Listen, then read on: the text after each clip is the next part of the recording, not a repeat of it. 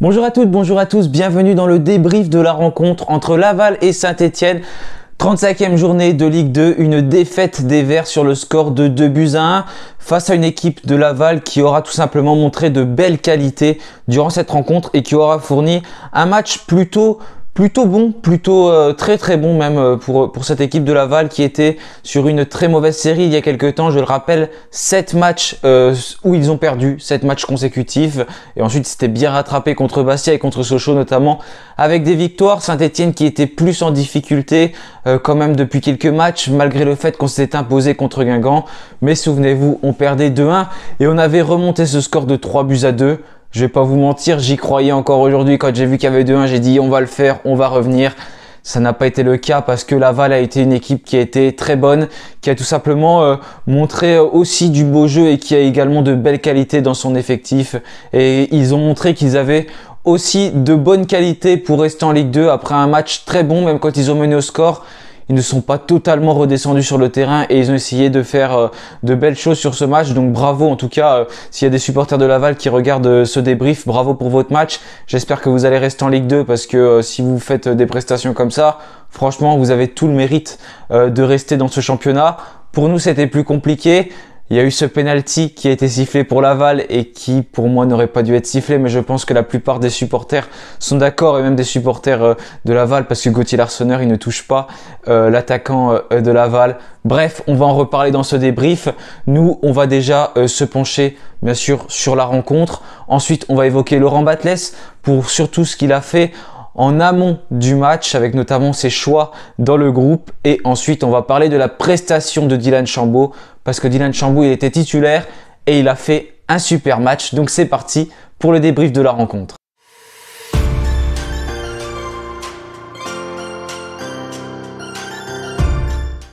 Alors voilà, malheureusement à l'issue de cette rencontre, les Verts sortent du top 10 et sont actuellement 11e. Laurent Batles avait fait un choix qui a surpris beaucoup de monde, je pense, avec la titularisation de Dylan Chambaud. Je vous en parlais durant l'avant-match, ça pouvait être une surprise de la part de Batles et je m'étais pas trompé puisque Dylan Chambaud restait sur 2 matchs très bons où il était rentré en jeu plus de 5 minutes.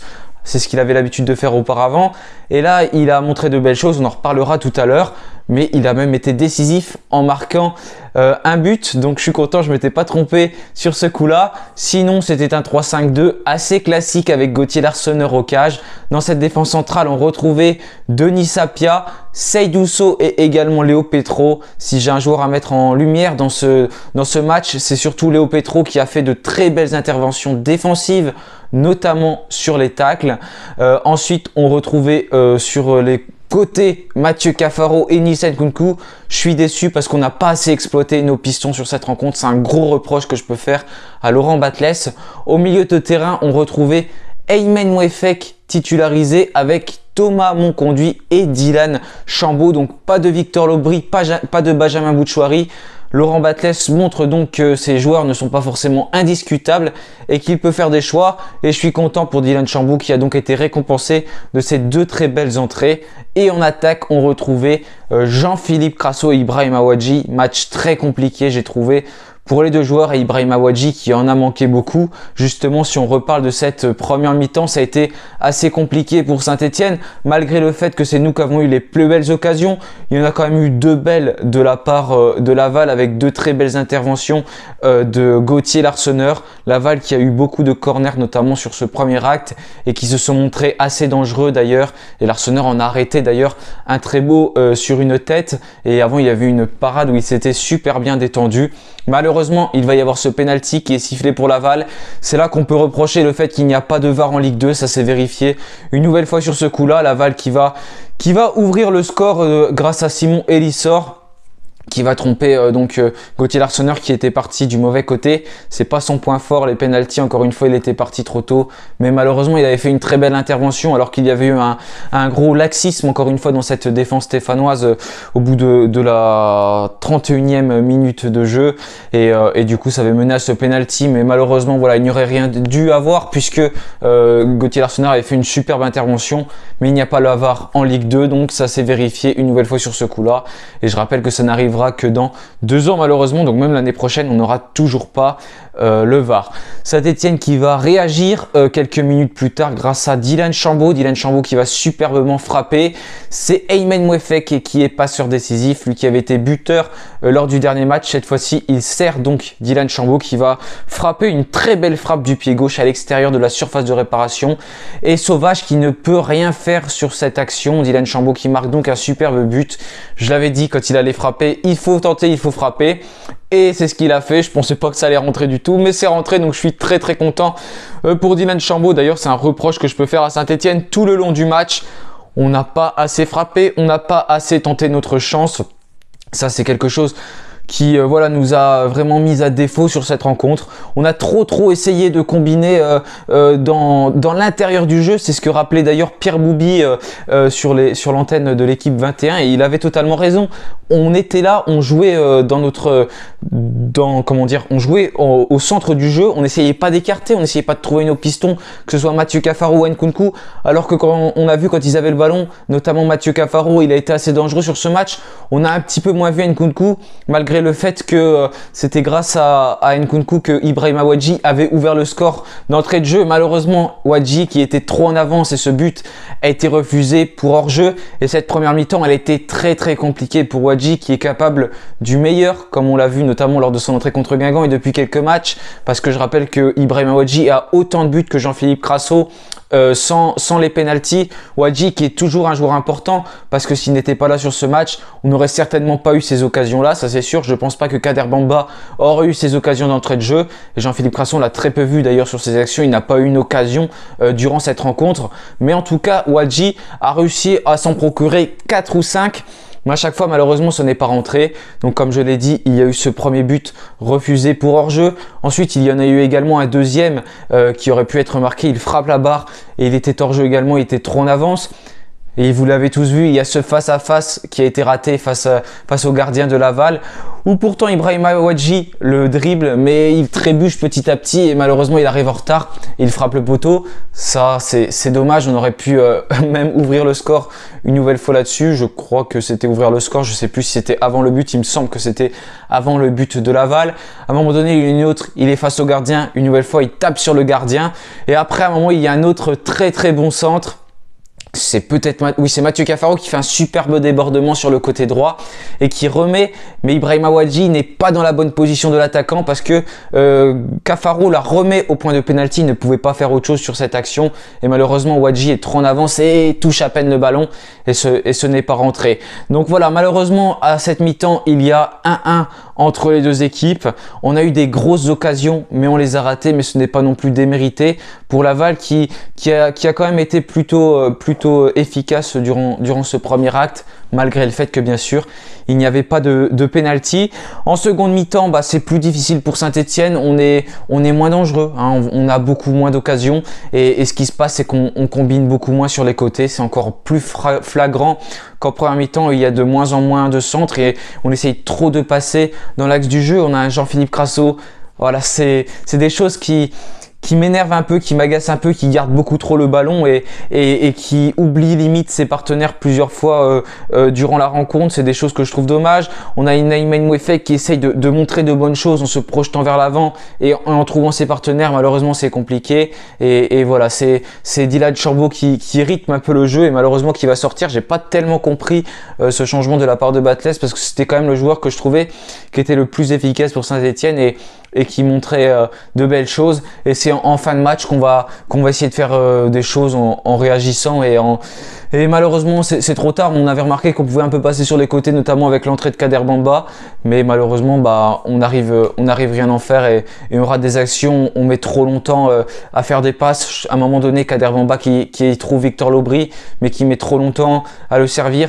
Toujours, on a cette tendance à faire beaucoup trop de touches de balle, alors que des fois on pourrait jouer plus simple, combiner plus vite et passer. Et là, ce qui nous a vraiment fait défaut, c'est le fait de ne pas plus s'écarter et jouer sur les côtés avec une équipe de Laval qui était très bien en place dans son 5-3-2, 5-4-1 également, et qui nous a mis qui nous a mis en difficulté sur nos attaques et qui nous a très bien venu, notamment en seconde mi-temps. C'est eux qui ont ouvert le score, je l'ai pas précisé, mais c'est Bobichon qui va marquer un super but. Ce but qui apparemment a été contré par Thomas Monconduit, mais en tout cas, voilà, malheureusement Laval qui ouvre le score, on l'a pas très bien vu le but parce que malheureusement le direct n'y était plus. Il montrait l'arrêt de Gauthier Larsonneur sur la phase précédente. Gauthier Larsonneur qui a fait un très bon match d'ailleurs et qui a arrêté pas mal de ballons, hein, qui nous a maintenu en première mi-temps bien correctement et même en début de seconde mi-temps. Et malheureusement là il doit s'incliner. C'est un but un peu chanceux de la part de Bobichon, mais sur l'ensemble du match il n'est pas du tout démérité. Et Laval qui pour moi mérite sa victoire parce que ils ont fait un bon match et franchement s'ils jouent comme ça ils sont bien partis pour se maintenir cette saison. Voilà, j'ai terminé pour parler rapidement de ce match. On va évoquer Laurent Batles, on évoquera Dylan Chambaud pour conclure ce débrief, histoire de finir sur une note positive parce que voilà, Laurent Batles, il y a quelques choix que j'ai envie d'évoquer qui ne m'ont pas forcément trop plu, mais c'était surtout en amont de la rencontre.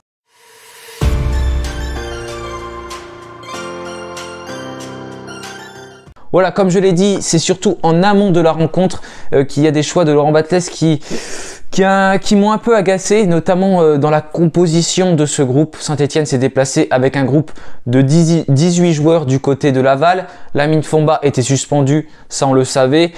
Du coup, il n'a pas été retenu. Il y a eu le retour d'Anthony Briançon. Et Saint-Etienne s'est retrouvé avec un groupe où il y avait 6 défenseurs centraux.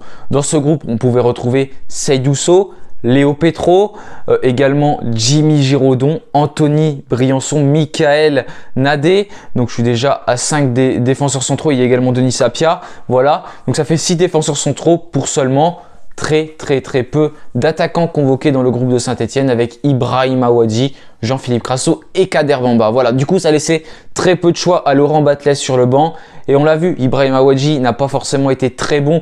Même si je l'ai dit, il a raté beaucoup de choses, mais il a quand même été important dans le fait qu'il nous a apporté des choses en première mi-temps parce que, comme je l'ai dit, si c'était Kader Bamba, je pense pas qu'il aurait pu avoir ses ballons et les actions qu'il rate, on les aurait même pas eu en première mi-temps. Mais Ibrahim Wadji d'ailleurs, il a un peu disparu en seconde mi-temps. Jean-Philippe Crasso, bon, je pense qu'il y en a qui ont aimé son match, d'autres qui n'ont pas aimé ce match. Dans mon cas, je n'ai pas du tout aimé son match. À chaque fois, je trouve qu'il ralentit le jeu. Et depuis quelques mois, il n'y est pas du tout. C'est très compliqué pour Jean-Philippe Crasso.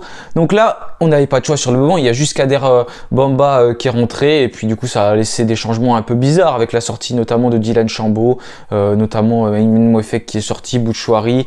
Bref, il n'y a eu que 3 changements d'ailleurs de fait de la part de Laurent Batles et pas 5 comme il le pouvait. Mais ça, c'est parce qu'il n'avait pas forcément de possibilités. Je trouve ça dommage. On avait laissé sa chance à Yanis Léry, notamment contre Rodez. Et là, on ne le voit plus dans le groupe. Il y a des autres jeunes qui pourraient venir. Je pense à un Antoine Gauthier qui a été blessé pendant une bonne partie de la saison et qui là pourrait s'offrir quelques minutes de jeu. Mais non, Laurent Batles préfère ne pas le titulariser. Je sais pas quel message il envoie à ses joueurs. C'est clairement pas un message positif. Qu'est-ce que ça veut dire? Ça veut dire que pour la saison prochaine, il ne compte pas sur eux. Je vois pas quel message veut faire passer Laurent Batles en faisant cela, et je trouve ça dommage parce que ce serait le moment de les intégrer, de les faire rentrer, surtout que c'est pas comme si on était fourni dans ce secteur de jeu de l'attaque. Et là, une nouvelle fois, il montre en tout cas qu'il leur fait pas confiance, comme voilà, depuis quand même pas mal de temps cette saison. Il ne les aligne plus. Il y avait des joueurs comme Aymen Aiki qu'on voyait beaucoup.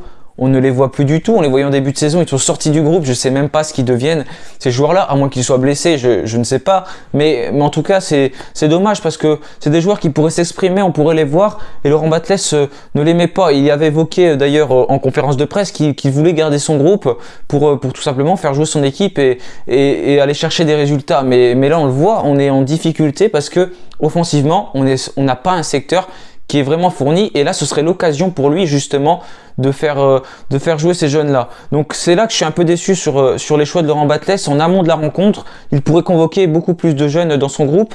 Ce serait quelque chose, je trouve, qui serait bénéfique pour eux. Déjà, même s'ils jouent pas, ils se déplacent, ils voient comment ça se passe avec le groupe professionnel, ils peuvent petit à petit s'intégrer, plutôt que de les intégrer en début de saison prochaine, s'ils les intègrent, parce que du coup je n'en ai pas l'impression. Et là, dans ce cas là, ils ne savent pas vraiment comment ça se passe, et il va falloir qu'il s'intègre encore un peu plus en voyant déjà comment ça se passe pour appréhender tout simplement ce groupe professionnel, cette Ligue 2, et ensuite pour pouvoir jouer. Donc là, je trouve qu'on perd du temps en faisant ça, et pour moi, le message, il n'est pas clair, d'autant plus qu'il y a des joueurs, on ne sait pas s'ils vont rester l'année prochaine. Jean-Philippe Crasso, est-ce qu'il sera toujours stéphanois? Nissa Goukou, est-ce qu'il sera toujours stéphanois, même si on parle qu'on va lever l'option d'achat et qu'on aurait fait une offre pour Crasso?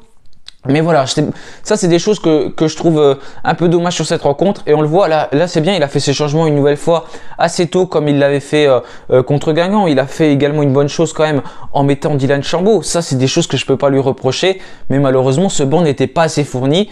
Dans un match comme aujourd'hui, on voit qu'il ne fallait plus faire rentrer un joueur percutant, provocateur, comme Yanis Léry, et il a été obligé de faire sortir notamment Mathieu Cafaro en tant que piston, qu'on a très peu trouvé sur cette rencontre, en deuxième mi-temps notamment, et qu'on aurait beaucoup plus dû trouver si on avait des joueurs qui savaient un peu mieux écarter le jeu.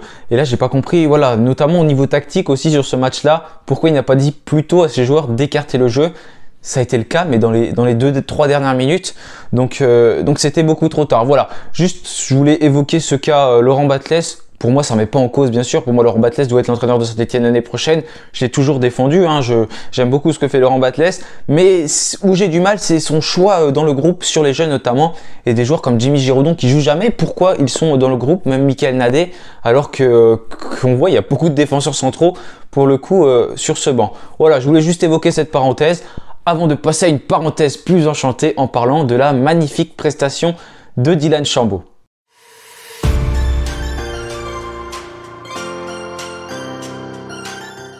Alors voilà, Dylan Chambaud qui a eu l'occasion de se montrer aujourd'hui, de briller. Il restait sur 2 passes décisives, celle contre Rodez, et je crois qu'elle n'a pas été validée, mais c'est presque une passe décisive, celle contre Guingamp. Et là, il entame un 3e match en marquant un but. C'est bien, c'est des choses qu'on pouvait lui reprocher de ne pas assez tenter. Et là, il a tenté aujourd'hui. C'est ce que je reproche d'ailleurs à l'effectif stéphanois aujourd'hui aussi, comme je vous l'ai dit. Mais Dylan Chambaud qui a tenté et qui a marqué un magnifique but sous le maillot stéphanois. Donc je suis content pour lui. Ça récompense ses belles entrées ces derniers temps. Lui qui avait l'habitude de jouer seulement 5 minutes, donc c'est pas assez. Je vous disais, c'est pas bénéfique pour lui, c'est pas bénéfique pour nous.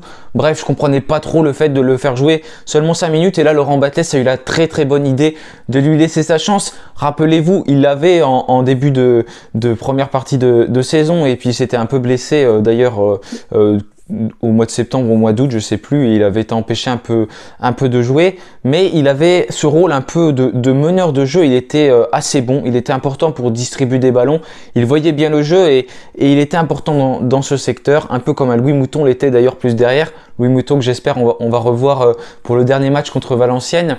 Et quand il était sur le côté, il était un peu plus en difficulté donc dans ce début de saison. Aujourd'hui, il a donc pris cette place au milieu de terrain. On avait Thomas Monconduit qui était un peu plus en retrait, Aymen Mouefek un peu plus en milieu relayeur, et on avait Dylan Chambaud donc qui occupait plus, on va dire, un poste de numéro 10. Et là, il a été très actif. Il joue à droite, il joue à gauche.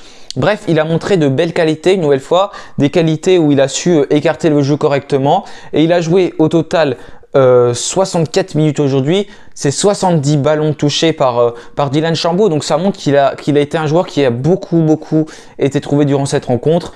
C'est aussi parce que bien sûr on a joué beaucoup au milieu aujourd'hui, mais pour autant lui c'est quand même un joueur qui essaie d'écarter, qui essaie de faire bouger les choses et de jouer un peu plus rapidement qu'un certain Jean-Philippe Crasso. Aujourd'hui il est à 35 passes réussies sur 42, ce qui fait un total de 83% de passes réussies, donc ce qui est plutôt très bon, parce que c'est à peu près dans ce secteur là que tournent toutes les équipes. Je vais essayer de trouver la statistique de cette rencontre pour Saint-Etienne au niveau des passes réussies, ça doit pas être très loin. Voilà, 85% de passes réussies, ou d'ailleurs pour Laval c'est seulement 69% de passes réussies. C'est un faible ratio. Dylan Chambaud il est en dessous avec ses 83, mais c'est un joueur offensif. Les joueurs offensifs c'est ceux qui prennent le plus de risques, donc forcément il y a plus de chances de rater une passe. Mais Dylan Chambaud, voilà, il était très bon, j'ai trouvé, pour écarter le jeu, pour montrer de belles choses, et du coup ce qui fait que Victor Lobry et Benjamin Bouchouari ont été un peu inquiétés sur cette rencontre, sur leur place de titulaire. Je suis curieux de voir ce que Laurent Batles va faire contre Quevilly-Rouen samedi prochain. D'ailleurs le match sera une nouvelle fois diffusé sur l'équipe l'équipe 21 pour la 4e fois consécutive, ce qui est assez incroyable et ce qui est très très bien pour tous les supporters stéphanois, même si on s'est incliné malheureusement pour la première fois aujourd'hui. Et voilà, Dylan Chambaud c'est très bien. J'étais le premier à le critiquer parce que je trouvais qu'il était moins bon, mais c'est vrai, il jouait que 5 minutes à chaque fois, donc forcément c'est compliqué pour lui de montrer de belles choses. Mais je suis très content parce qu'il a fait 2 belles entrées contre Rodez et contre Guingamp, et aujourd'hui en étant titulaire et en jouant 70 minutes, je regrette encore une nouvelle fois que Laurent Batles les fait sortir trop tôt pour moi dans ce match. J'aurais bien aimé qu'il continue la rencontre. Mais en tout cas, ça a été un joueur qui a été important et je pense qu'il n'y a pas de raison qu'il ne soit pas retitularisé contre Guingamp. Contre Guingamp, non c'est plus Guingamp, contre Quevilly-Rouen. En tout cas, on va voir les choix que va opérer Laurent Batles. Mais en tout cas, bravo à Dylan Chambaud, je suis content pour lui. Et c'est peut-être un joueur sur lequel on pourra compter la saison prochaine. On aura l'occasion d'en reparler. Mais on voit que voilà, c'est un joueur qui peut être très bon quand il est dans des bonnes conditions, quand il est en confiance. Parce que là, il y a une équipe qui est plus en confiance qu'en début de saison. C'est des choses qui peuvent l'aider aussi, et peut-être que sur quelques entrées en jeu, il peut être important aussi. La dernière fois qu'il avait été titulaire, c'était le 30 décembre dernier à Geoffroy Guichard, où on avait concédé le match nul. Je crois que c'est Gaëtan Charbonnier qui est marqué en fin de match contre Caen, sur le score de 1 but partout, mais en tout cas voilà, pour la prestation de Dylan Chambaud, je suis fier de cette prestation de la part de ce joueur, et le reste de l'effectif a été un peu plus en difficulté sur cette rencontre en n'écartant pas assez. C'est ce qui a manqué dans l'essentiel de cette rencontre, mais je le redis encore une fois, Laval a franchement réalisé une très belle performance, et s'ils continuent comme ça, ils peuvent aller se maintenir. Je crois que j'ai entendu qu'il leur restait Bordeaux à affronter, et Bordeaux qui avait fait match nul contre Quevilly-Rouen sur le score de 0-0 aujourd'hui. Et d'ailleurs, ça s'est resserré aussi dans cette lutte pour la montée, puisque Bordeaux et Metz se tiennent à un fil avec un point. Il y aura le Havre qui pourra confirmer quasiment sa montée s'il s'impose contre Annecy lundi. Du côté de la zone rouge, je ne l'ai pas précisé, mais Saint-Etienne n'est pas officiellement maintenu. Ça pouvait être l'enjeu de cette rencontre. Malheureusement, on n'a pas réussi à se maintenir officiellement après cette défaite. Et Dijon qui a gagné, qui est toujours invaincu sous Pascal Duprat. C'est quand même assez incroyable. Ils se sont imposés 3-0 contre Amiens. Il y a Laval qui nous a battus, donc qui remonte.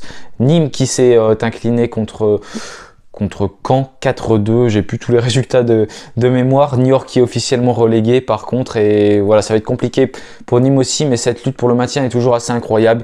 Il y a Pau, il y a Valenciennes, et Valenciennes qui sera d'ailleurs notre dernier adversaire cette saison. Voilà, merci à tous d'avoir regardé cette vidéo.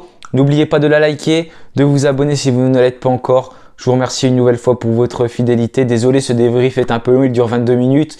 Mais malgré tout, j'avais envie de faire un bon débrief malgré cette défaite, parce qu'il y avait quand même des choses à dire. Et on a vu un bon match malgré tout, parce que Laval a été bon. Et quand on est contre une équipe qui joue bien, il faut le dire aussi. Et c'est bien de nous mettre un peu en difficulté. Et comme ça, on voit tout ce qu'il y a à travailler pour la saison prochaine. Moi, en attendant, je vous souhaite une bonne fin de samedi, un bon dimanche. Je ne sais pas quand vous regardez cette vidéo.